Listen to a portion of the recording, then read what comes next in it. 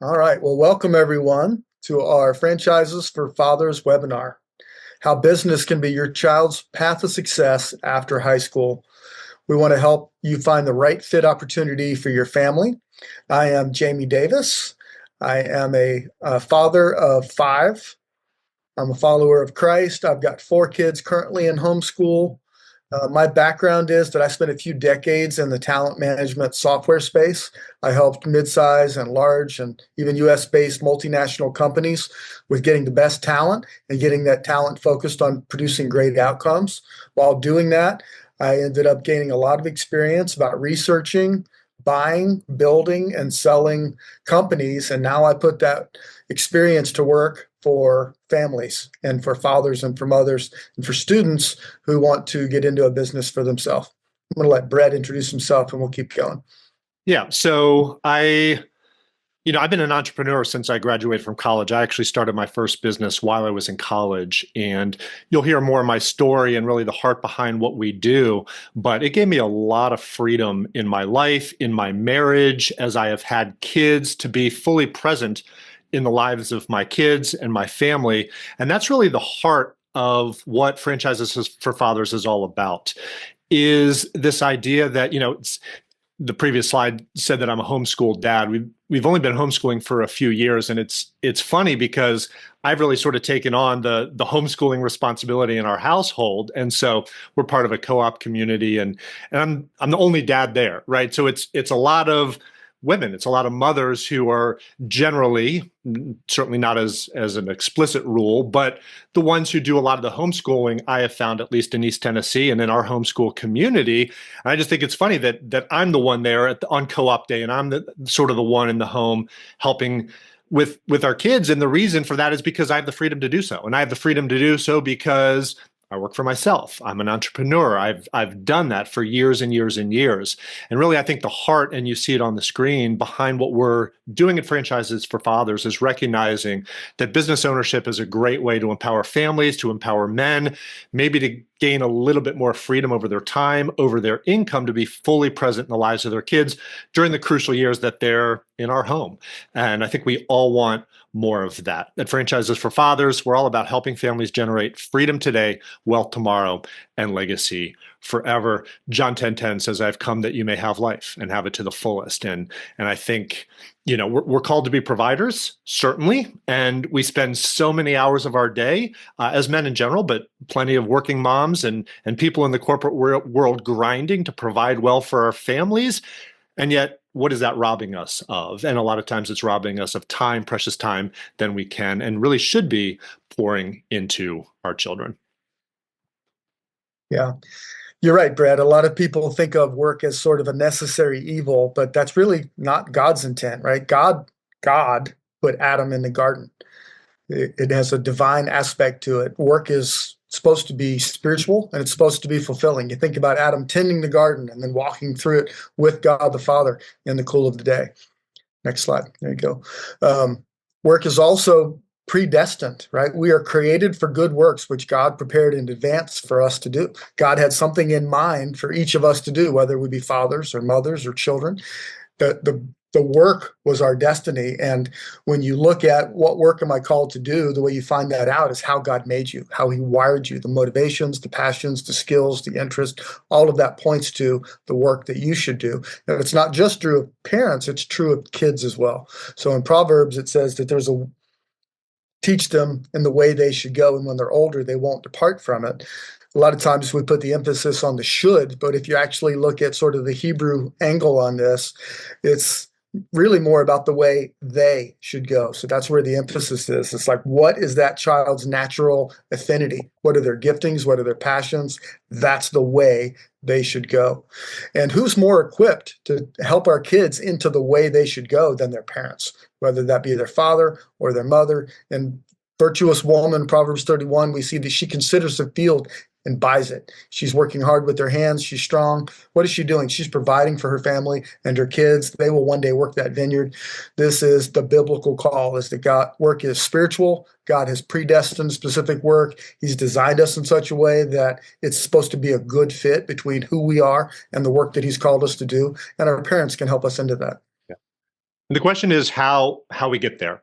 And if you guys are watching this and you're the high schooler and you're thinking about your future, take to heart what Jamie just shared. As parents, and we're trying to help launch our kids on the path that they should go, really the question becomes how best to get them there. And there are a lot of options, certainly, and college is certainly one of those options. And we are not here trying to convince you not to send your kids to college. I'm very well educated. I went to Duke University. I got a master's in international finance from the University of Denver. But the world is very different today than it was when I was thinking of going to college. In fact, I never considered not going to college. It's just sort of what you did. If you wanted to get ahead in life, you go to college. But that's very much no longer the case. It doesn't mean it's not the right path for certain people and certain kids. My son, since he was 6 years old, sorry, not 6 years old, in sixth grade, has been telling me he doesn't want to go to college. He's 15 now, still homeschooling him. And I'm thinking in the back of my mind, well, okay, if not college, then what? So you're probably here because you're at least thinking that maybe college isn't going to be the path for you and your family and your kids. And we'll talk about then alternative options, but let's just look a little bit at the college landscape and really the economic landscape in general. And we can't ignore the fact that the cost of college is skyrocketing, even among state universities, and it's way outpacing inflation. I mean, it is just absolutely nearly out of control what they're asking people to spend for a college degree these days. And ordinarily you'd say, okay, well, but it's an investment in my future. I'll make more money when I graduate. Yeah, but here's the thing. The perception of a college degree is shifting. I was reading an article just this morning where recent college graduates are reporting that they feel like their degree is useless in a world of AI. I've spent 4 years getting this piece of paper learning sociology or art history or whatever it is they're studying. I studied politics and political science and economics even a little bit. And but is that useful in today's economy? And that perception is changing.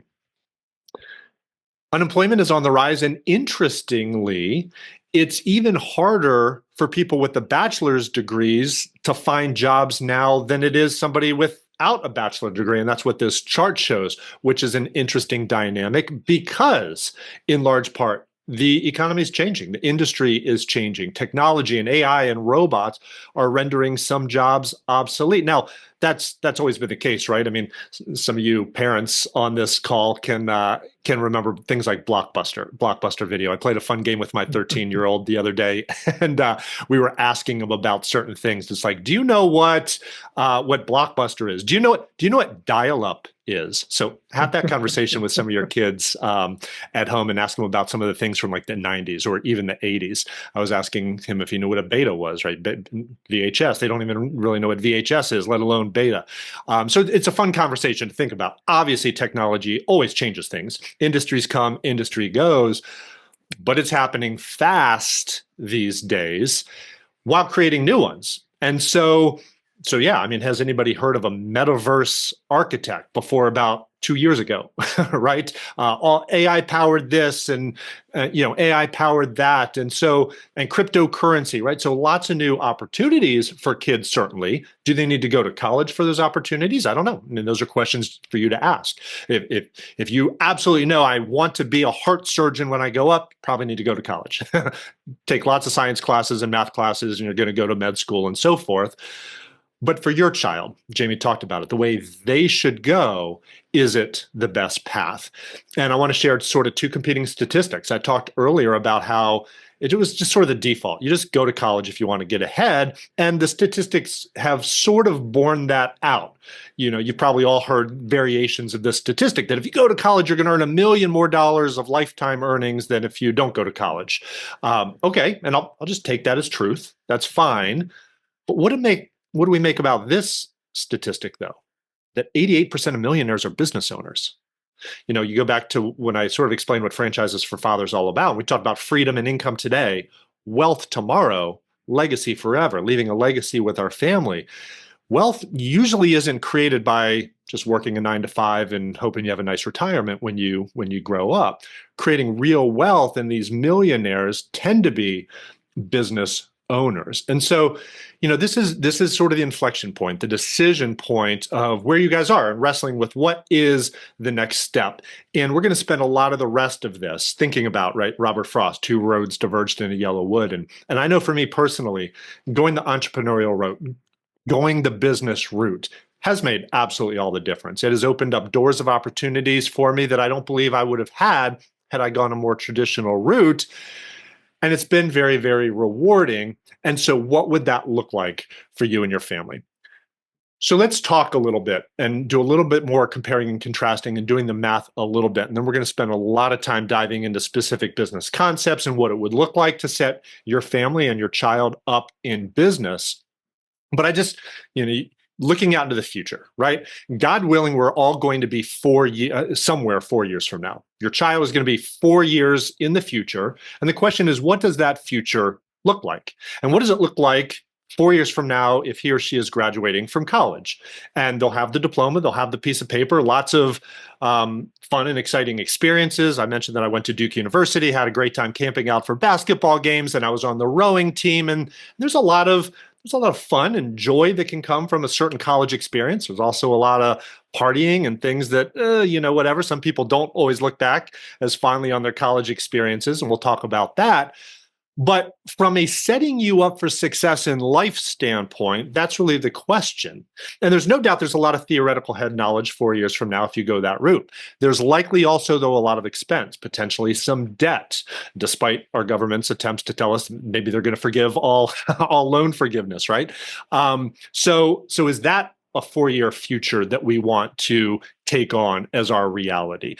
The college landscape is changing big time, we know, in terms of the influences that our kids are under. A lot of times, they're anti-Christian influences. I was certainly surrounded by that, and the right kid with the right convictions and strong personalities can sometimes resist that.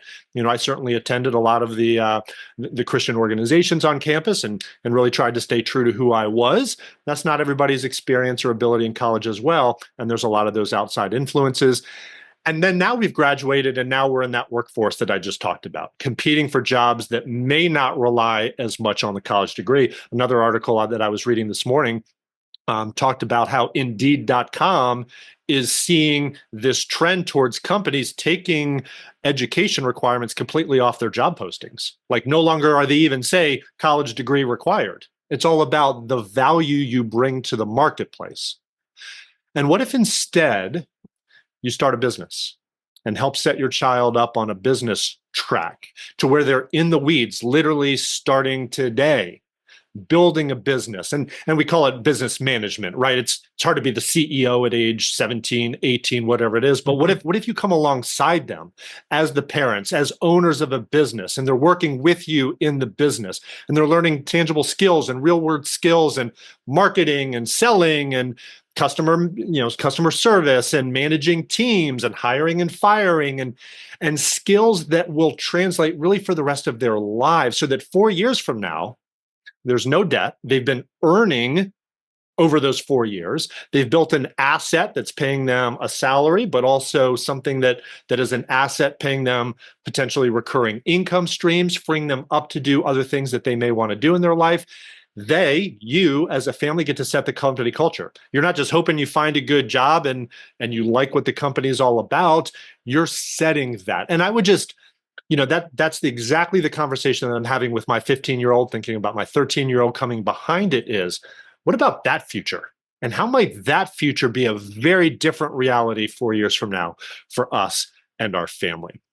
And so what we want to flesh out in the rest of our time together is what that would look like tangibly. How would you do it? I mean, some of you guys, I talk to people all the time. They're like, I always thought I wanted to start a business. I always thought I wanted to get in business. I just never really knew how. Or I tried it, it didn't really work. Or, whatever the reasons are. I'm talking to a dad right now in, just a community, a friend in the homeschool community. And he's like, man, I've always wanted to be a business owner. I just haven't known what to do. But I want to define our terms a little bit. One of the things that we talk about a lot is our life framework. Because how do you define success? And this is something that I've thought a lot about in my life, because I was voted most likely to succeed in high school. And I tell the story where I went back for my 5-year graduation, high school graduation, and I had a buddy come up to me and he goes, "So, did you succeed?"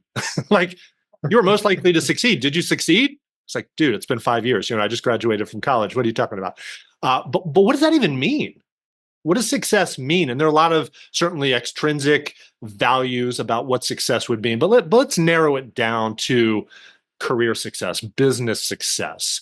On this front, what would that look like? And so often we fixate on the earnings. In fact, that's why I have it up here first, right? You want to make lots of money. And certainly for a lot of my friends, when we graduated from college, that's what they did. They moved off to Wall Street, consulting firms, investment banks. Some of them went on to become doctors and lawyers, and they have made a boatload of money in the corporate world. But at what expense? At what cost? What are some of the other factors of what I think more well-rounded success look like? And I would just introduce these ideas to you as you're thinking about what types of businesses make sense. Would college set me up for a life framework? Because we need to consider things like freedom. The F to me stands for freedom. And this was super important to me, because I think about my friends who worked 60, 70, 80 hours a week grinding on Wall Street, and they had no life. Absolutely no life. They had a ton of money, but no life. And they really haven't had any life for the last 20 years because they're just grinding up the corporate ladder. And for me, that was never what I wanted. In fact, I knew so much by age 22 when I was graduating from college that I didn't want that. I didn't go the traditional corporate world. I actually went to the Peace Corps for a couple of years and worked for a startup. And when I said I started my own business, it was always with an eye towards, how can I be the one picking my kids up from school at 3 o'clock someday?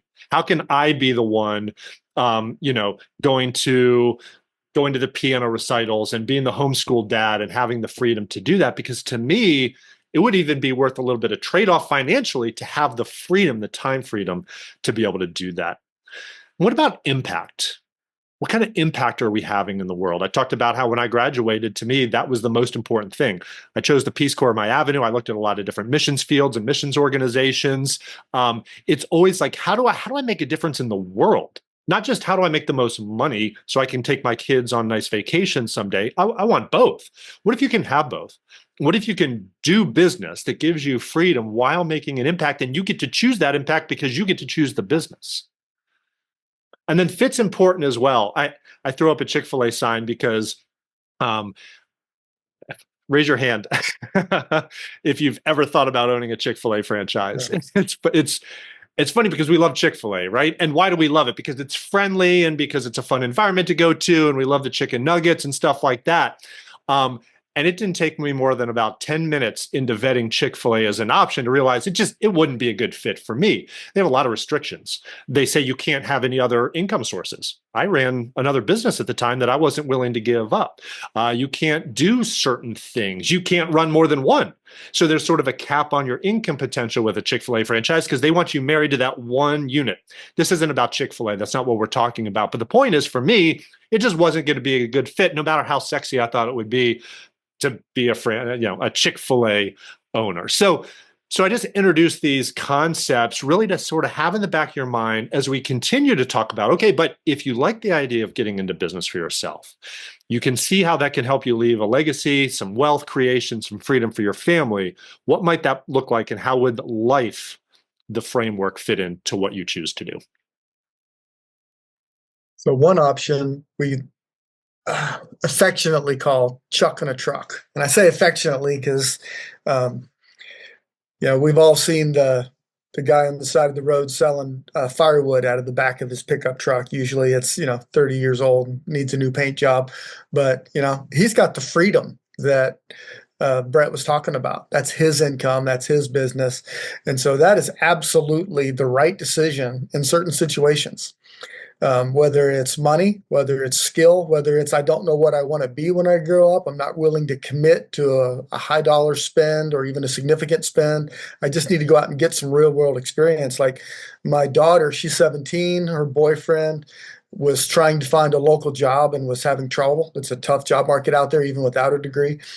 And so I pulled him aside and I said, why don't we buy you some equipment and you can start your own little business? So instead of making $15, $17 an hour at fast food, we bought him some equipment and now he's running a window cleaning business. And he's got 2 to 3 jobs a week and he's making $45 an hour on average and instead of 15. So that means he's not working as hard. He can give more time to school.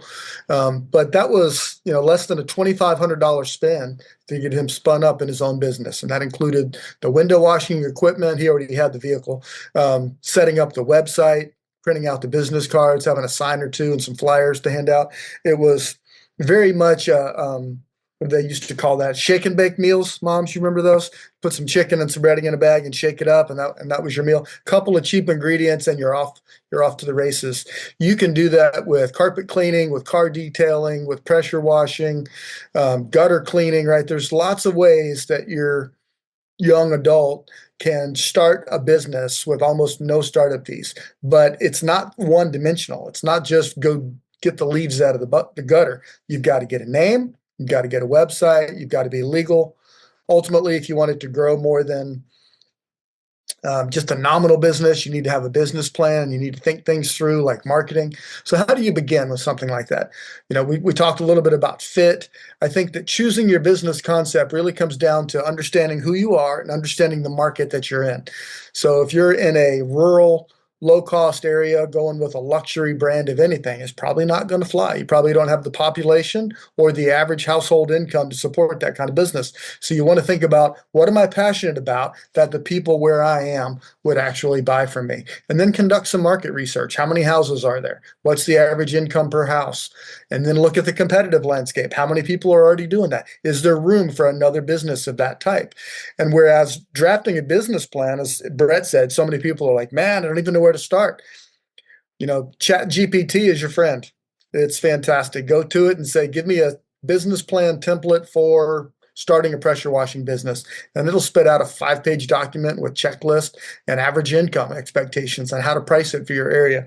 And if you don't want to use that, just Google a website for business templates for whatever the business concept is that you're looking at, and you'll find sources anywhere from $15 a month to unlimited plans to $50 one-time spend to buy and download a business plan template. And those are, again, pretty good.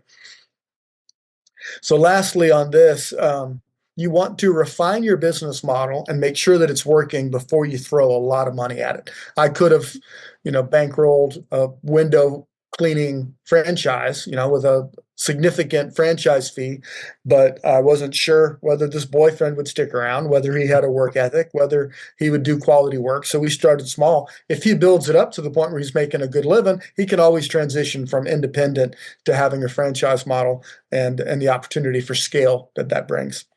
Next slide.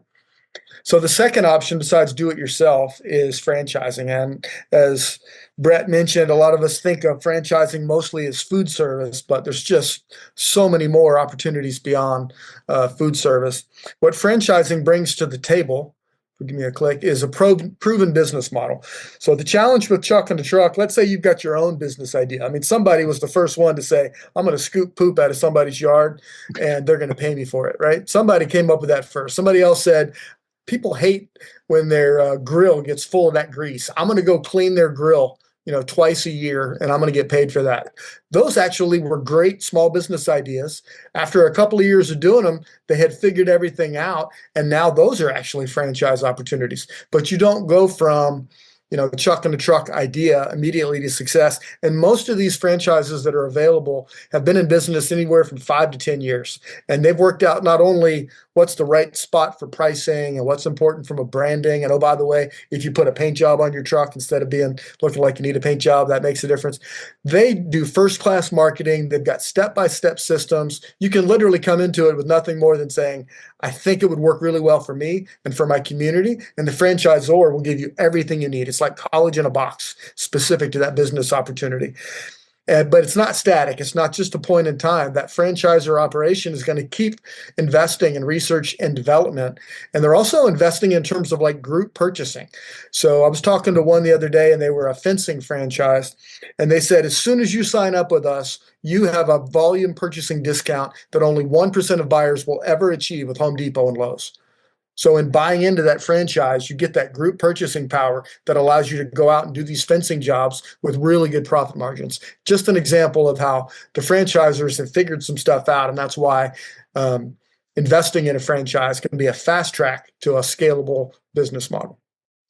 Lastly, with franchising, you're in business for yourself, but you're not in business by yourself. When you have questions, there's a home office that'll take your questions. They're probably going to come out and do field visits. They're going to, coach you on the job training on how things are going. And a lot of these, you'll end up going to the corporate location for training and get to live it and breathe it. They say as much as is caught as is taught, right? This isn't just some courses online. You actually get to interact with people that are running these businesses and pick up the wisdom that they've gained over a decade or more of experience. And there's a lot more differences. I've done both types of businesses, right? So my first business was it wasn't a pure franchise concept. It was more of what's called a business opportunity. We don't need to get into the differences there, but I was under the umbrella of an organization that took care of a lot of the marketing and the research and development and the product development, and I was more of a kind of a sales associate for that organization. And it was a brilliant way for me to get into business because of everything that Jamie just talked about. I've also been the chuck in the truck, but more for online education, where I started my own business from scratch on a little bit of a shoestring. And then as I had funds, I was able to scale the business more with marketing and ad spend and fancier websites and the whole deal. And so I've done both sides of it. And we're going to talk more about right fit, which is best for you. And part of it depends on what you want to accomplish and the scale of the business. How big can, Jamie's daughter's boyfriend's business get as he's currently doing it versus a huge enterprise as a window washing, for example. So we're going to talk about that. But I do want to, just for fun, to show you and introduce you guys, especially some of you who may be new to even the idea of what franchising is, to some concepts. Hey, isn't franchising just McDonald's and Subway? I think or Chick-fil-A, because I've already mentioned them, because it's sort of what we know. We just sort of know the food franchises. But the reality is there's more than 4,000 different franchise concepts. Businesses who have said, you know what, to grow and scale across the country, why don't I set John, Sally, Sue up as franchise owners to build their own brand, their own business in their local area, to connect with their local communities. And it's a brilliant way to grow businesses in 37 different industries, plus different industries. So there's everything from home services. Jamie's talked about some of those. It could be everything from window washing to gutter cleaning to HVAC plumbing. So maybe some of you guys have young adults who are thinking of going the trade route. So maybe instead of going to college, I'm going to go to trade school. That's a huge, tons of value in that. Lots of people go in that direction. But maybe instead of coming out of trade school and going and working for somebody as an electrician, I'm going to start my own electrical business under a franchise. So there's those. There's senior care. We don't think about that often as a franchise concept, but talk about making an impact, talking about a heart of giving back, helping people in the community who need the help, serving others. And by the way, talk about tailwinds, the industry. I mean, the number of baby boomers retiring and now moving to home, but wanting to age in place, right? So there are a lot of franchise concepts around how can we provide services that enable seniors to age in place so they can stay in their home as long as humanly possible. Man, I certainly have lived through that with my own parents, and there are franchise concepts around that. Automotive, everything from tinting to literally running, brakes and oil changes and the whole deal, right? So if you love cars, there's lots of franchise concepts around that. Fitness, gyms and spas and unique fitness concepts that you may never have even heard about, others that you have heard about. Definitely a lot of opportunities there. Pets, Jamie already talked about, a less trying to think of the term I would use, it's just say it. But those things, they print money, right? So if you think about the life framework and you really gravitate to the earnings, and I want to make a ton of money, even if it's not a super popular, enjoyable business, man, those types of things print money because people need those services. Dog walking. I mean, there's all sorts of things from grooming and all of that type of stuff. Real estate. maybe you have your real estate license, property management as an investment concept, a franchise concept, inspectors. There's all sorts of concepts around real estate, health and wellness. More than just gyms. What if you do healthy cooking? What if you do hydrotherapy, IV therapy? There's just on and on and on in the health and wellness space. Home improvement. Jamie already talked about that as well. It could be everything from painting to fencing, so just lots of opportunities there as well. And so we're not getting in the weeds. In fact, what we want to do with the rest of our time together, you've seen at the bottom of these slides, it's really all about finding the right fit for you. There are industries we haven't even talked about yet, right? So rather than just sort of stabbing in the dark with some concepts that we sort of like, really it's all about you tapping into what you know about you. The Proverbs train them up in the way they should go, what you know about your child, your young adult, and finding the right fit for you. So let's spend a little time talking about that, how you can do that in a tangible, practical way, and how it then translates into choosing a right fit business for your family. By the way, thank you to those of you who've already taken the assessment. I hope that you found the results to be helpful. For those of you who haven't had a chance to do that yet, we'll send out a link following the webinar, and you can take this assessment. It's got 7 different PhD level defined sciences that all factor into what type of work would be the best fit for you. So everything from what are your natural intrinsic values, what are the stage of growth compatibility that you have with the different franchise brands? Somebody with 3 locations is going to run very different than somebody with 3,000. You're going to have a lot more span of control for innovation with the smaller groups. And some people really crave that freedom, and other people really crave the structure. And it's good to know who you are so that you can know which brands are going to be the best fit for you. Work culture or work style. Work style is probably the one you're most familiar with. Raise your hand if you've ever taken a DISC profile. Right, the dominant, influence, steadiness, and compliant. Go on to the next slide. So the work style related to DISC is probably the one that's the most familiar. So what we're going to do is take each of these examples, director, promoter, connector, and thinker, and show you a specific brand, a specific franchise concept that's a good fit for that. So D is your get up and go, likes to make decisions. If it's a kid, this is the one that they joke about and say he's going to change the world someday, right? It's the strong-willed child who doesn't want to be told what to do. He wants to be in charge even from a young age. The promoter, that is your influencer. They love to be the center of attention. They never met a stranger. Your connector is sort of the glue of any social group. They just love everyone and everyone loves them, and they just walk in and bond.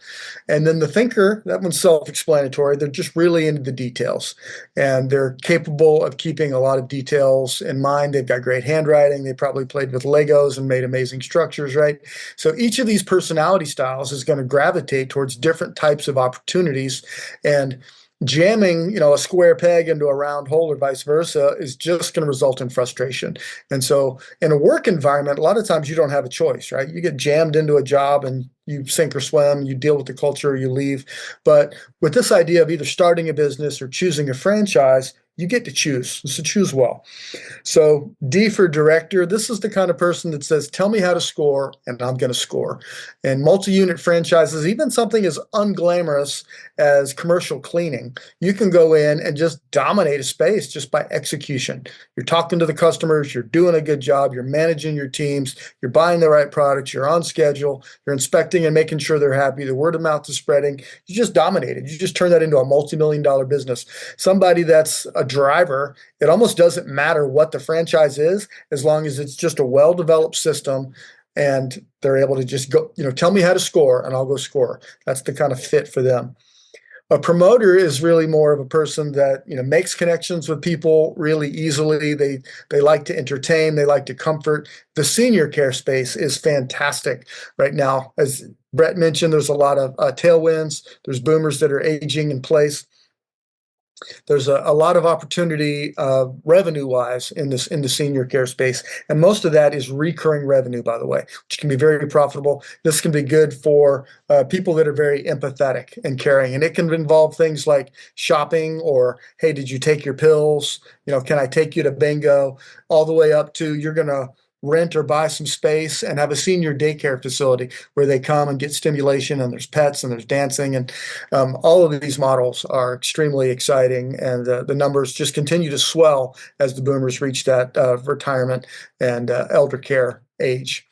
So the people who are your steady, they show up, they do the job, you know you can rely on them. They do great as owner operators in the community for all of these home services type brands.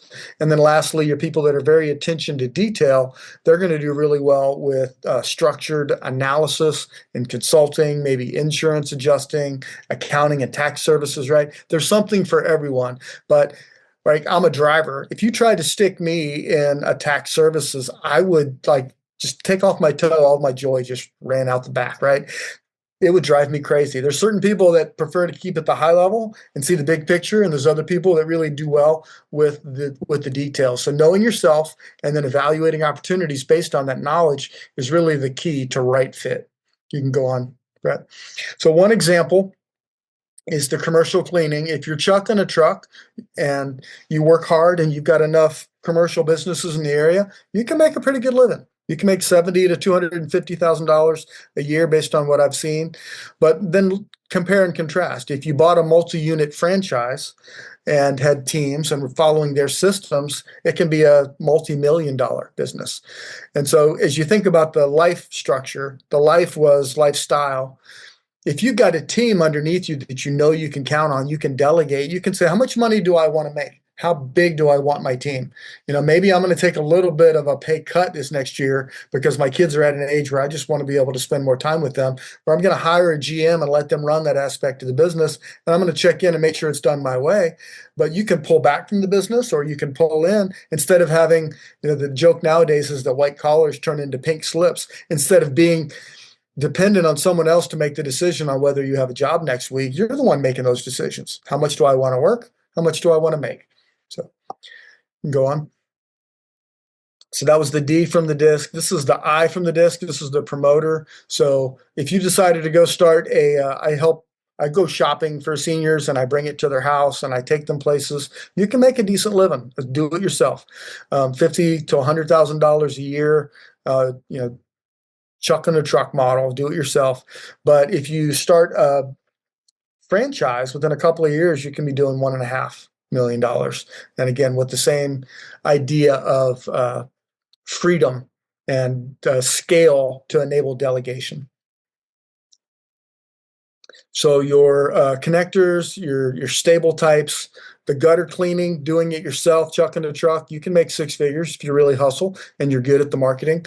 I've got a friend that I go to church with. His brother bought a gutter franchise 18 months ago. He's at $1.5 million a year in revenue right now. In 18 months, it scaled that much. And this is East Tennessee. So these franchise systems, they give you the tools to be able to scale quickly.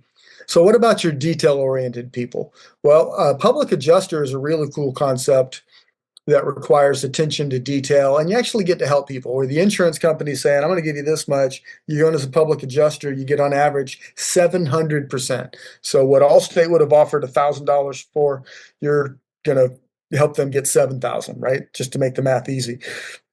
But the public adjusting franchises have got the ability to scale. It's got top-notch advertising. It's got the systems and the training in place to help you work on the business, not just to be stuck working in the business. Yep. So again, it all comes down to knowing yourself, knowing your interests. We have tools to help with that assessment that some of you have already taken. We'll make sure to send out the link again so that you can take it if you haven't already. Knowing your results there, having conversations with us, for example, we can weigh in and help you. But I would just sort of bring us back to where we started the conversation and really just defining our terms and defining success and that life framework. We've talked a lot about the sort of the pros and cons of each path, chucking a truck versus a franchise option. I think it all starts. And so if you're the high school student, if you're the young adult on the front end of your working life, my encouragement to you is to really spend some time soul searching and ask yourself, what is important to you in your life? it seems like such an easy question to ask, but I don't think a lot of certainly 17 and 18-year-olds are asking those questions. Even a lot of 21 and 22 years olds who are now about to graduate college, and even early 30s, we just sort of are caught up in this treadmill of life, and we take a job because we got offered a job and we're getting the promotion, and all of a sudden we wake up one day and we're in our 40s and it's like, what in the heck happened, without a lot of intentionality over it. And I think I was fairly rare and fairly unique in the way I was already thinking about things in my high school years, already thinking about some freedom principles that I wanted in my life, that lifestyle aspect of the life framework, thinking that, you know what, it's not all about money. I mean, and biblical principles had taught me that, right? And I think it's maybe because I knew Jesus from a young age and sort of understood what's really important in life and what's not as important in life. But think about what's important to you in each of these four areas: the lifestyle that you want, the impact that you want to make. What's a good fit then for you to accomplish that? Is it going off and taking a job? There are people who thrive in a corporate world. Absolutely. There are people who thrive working for somebody else. And that just might be you, and it might be your kid. But if you're on this webinar, I think you're probably thinking that, you know what, I'm more of the type who wants a little bit more control, a little bit more freedom. I want to dictate my future a little bit more than just sort of getting caught up in it. And so this just sort of summarizes some of the pros and cons, strengths and weaknesses of doing it yourself, the chuck and the truck route versus the franchise ownership route. And you could just scale. I talked earlier, sort of like what are the possibilities of Jamie's daughter's boyfriend with his chuck in a truck? And the answer is he can scale that. He can grow it a little bit, but can you accelerate? Can you jump to the end of the line? Can you get to profitability faster? Can you get to the larger business sizes a little bit faster with a franchise concept? So a few more things as we sort of wrap up this conversation, and then I think we're actually going to end with enough time to have some Q&A. If you guys have questions, you can begin typing them in the chat area. What is the next step? What is the process? If you're intrigued with the idea of franchising as a potential solution for you, there are a few things that I would just want to let you know about the industry that you may not be familiar with. And the first is that franchises are awarded, they're not sold. So it's not simply a matter of, hey, you know what? I think I like the idea of going that way. I'm willing to make that investment. Yeah, it might be a little bit more costly on the front end to go the franchise route, but I believe it'll pay off in the long run. You can't just go say, hey, Chick-fil-A, I want to buy a Chick-fil-A franchise, right? It just doesn't work that way. You have to be selected. You have to be awarded. They want to make sure you're a good fit for them, just as you're evaluating whether or not they're a good fit for you. Do they want you as part of their family, as part of their culture, as part of their community of franchisees in the Knoxville area, the San Antonio area, wherever you guys happen to be calling in from? And so it's sort of a two-way vetting street. You need to go through the process of, let's find you the right fit. Let's see if there are some concepts that would make a lot of sense for you. But by the way, they're going to be doing that as well. There are often minimum financial qualifications as well, right? It's a little bit more expensive to get started in a franchise concept. So they'll have some expectations around credit score at the very least. If you would be taking a loan, for example, a small business loan to help fund it, you could go the 401k route. A lot of people use their 401k, home equity. There are lots of different ways that you can get set up in a franchise business, but that's a consideration as well. And we can talk with you about all of that. But my second bullet point is, I think really the important thing for you to understand at this point is that oftentimes when it's not a good match, when it doesn't fit, when it doesn't work well, it's because of poor fit. And so that's where somebody like Jamie and myself come in, the final bullet point, right? A franchise broker, which is what we are, can help to qualify you, help match you, fit you with a right fit opportunity to increase the likelihood of success on the front end, so that once you're awarded a franchise, you're in the absolute right place. And so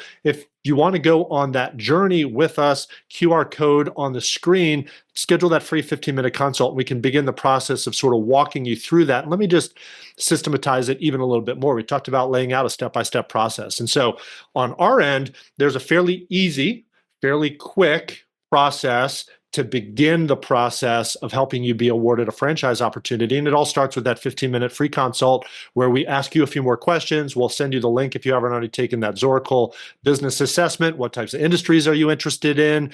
Make sure you qualify from a financial perspective. and just get to know you. What drives you? Where's your heart? Why are you wanting to get out of the corporate world? Have you already, we talk with a lot of people who are sort of on the back end getting ready to retire, but they think they're going to be bored in retirement and they're looking for something. Maybe you just are looking for an investment to round out your portfolio heading into the headwinds that we might be facing in the economy. And so we can just figure out where you are and which direction makes sense for you. And then we get to work, right? So I've talked about 37 different industries, 4,000 plus franchise concepts. We have direct access to an inventory of over 500 really good franchise concepts across 37 different industries. And so what we'll do is take all that information and whittle it down. Say, hey, for you personally, here are 6 to 10 what we think would be really good fit options for you to consider, and we'll present those to you. This whole process, step 1 to step 3, can happen within a week.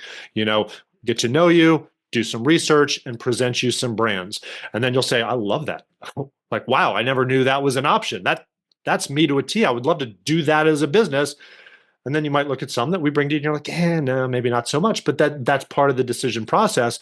And then our goal would be to say, hey, here are 2 to 3 really good franchise concepts that you want to continue to explore. And at that point, we would formally introduce you to them, and you'll begin the validation, the vetting process with them. They'll make sure they're a good fit. You'll meet them, you'll talk to them, get all your questions answered, review what's called a franchise disclosure document, which is a really important document that lays out, it's peeling back the curtain so you learn everything about what they're about before you sort of sign on the dotted line.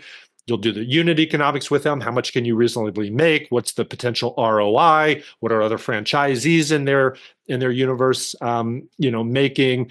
You'll maybe visit their headquarters. All of that will happen. And at this point, we're your coach at that point. We're coaching you through step 4. So that's really the process. And as we wrap up this conversation, I hope you have found it exciting. For the young adults on this, I would just say, going back to that Robert Frost quote, you're already homeschooling. You're already not necessarily following what would be considered a traditional path.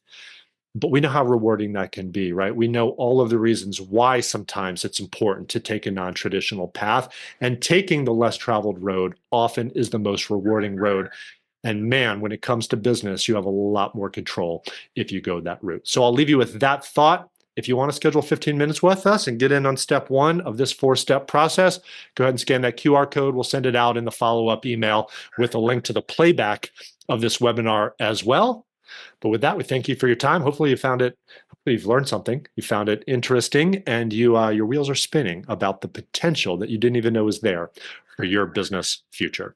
All right. So with that, you guys can come off mute if you want, or type your questions in the chat, and we'll be happy to answer any questions you may have. Lee, glad you enjoyed it. You're welcome. One question that hasn't come up yet, but which I want to make sure is clear: there's never any fee for my services or for Brett's services. Yeah. The franchisors utilize us as a way to find the right people. So as they're interested in the right fit, just like you are, when we bring them someone and they award them a franchise, the franchisor pays us. So everything that we can do for you is for free.